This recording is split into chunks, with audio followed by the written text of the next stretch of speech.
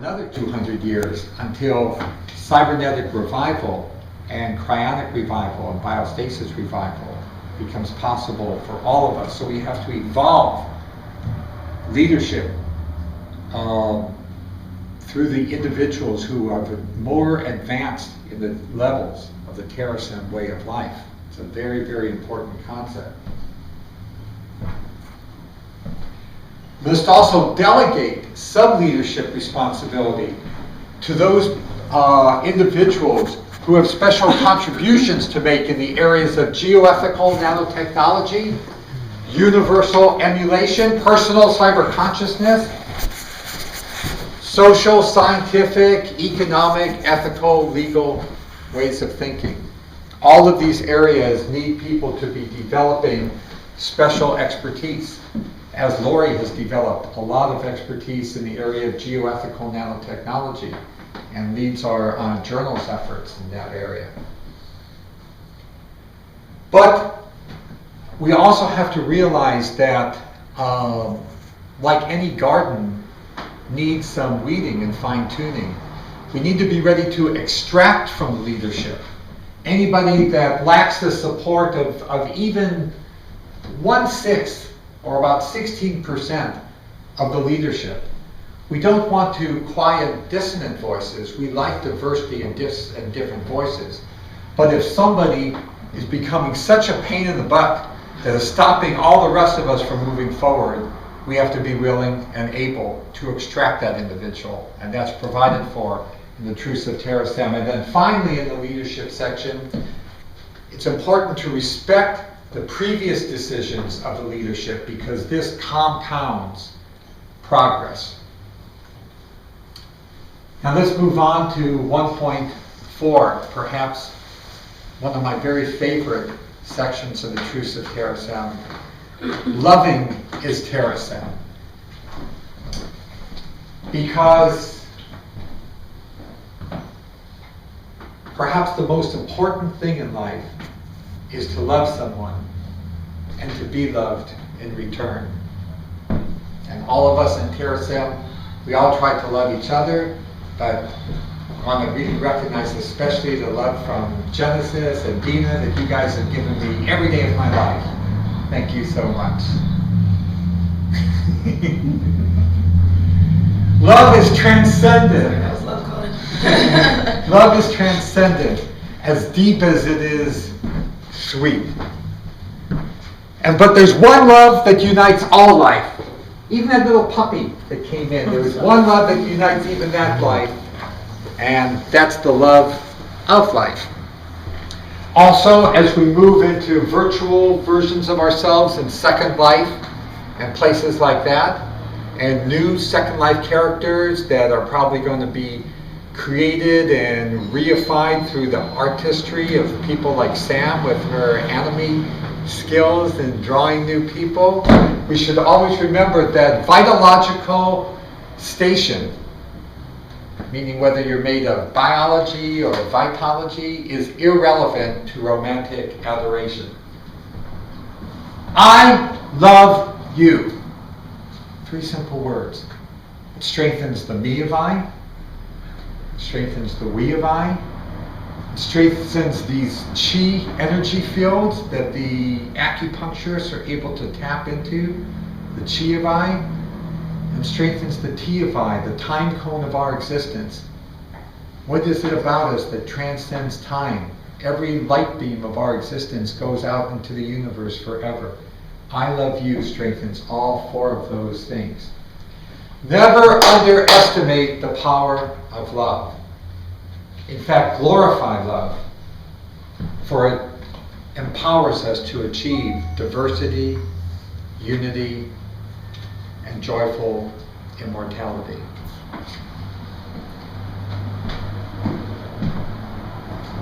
You feel you've been lectured to enough, or you want a little bit more, or ready to read on your own? More. Okay, a little bit more by popular. As sparked by the little puppy Oliver who came in. Please, ma'am, have some more. Expand. Terasem 1.5. expand throughout the galaxy and the universe as rapidly as possible. Expansion converts matter into information per Turing's theory of universal computing machines and von Neumann's theory of universal self-replicating machines. It is technologically possible to convert the universe into information, which allows us to prevent horrible things from happening, like asteroids crashing into the Earth and wiping out 90% of the species, which has happened over and over again. The universe is like not a friendly place. We're lucky to be in like a friendly time-space snippet of it. Otherwise, it's a dangerous place. Xenomass, meaning mass from off the Earth, like asteroids and other moons and stuff like that, and stars. Xenomass fuels expansion, meaning that we can convert xenomass into things that we can use. Per Bernal's theory of stellar recycling, and Dr. Gerard K. O'Neill's high frontier, or vision of space colonies. These guys described how we can convert the xenomass into an extropian infrastructure. Even physics provides for immortality through Dyson's eternal life postulate and Kepler's theories regarding cyber resurrection. So, immortality, physics, science, it's totally consistent. This one is one of my favorites. 1.5.4 is that adaptation to biological cybernetic hybridization. In other words, us kind of merging with machines to be happier, healthier, able to do more interesting and amazing things. This thrives. Per Licklider's man-computer symbiosis, he described all of this in 1958, like 50 years ago. Amazing, you know.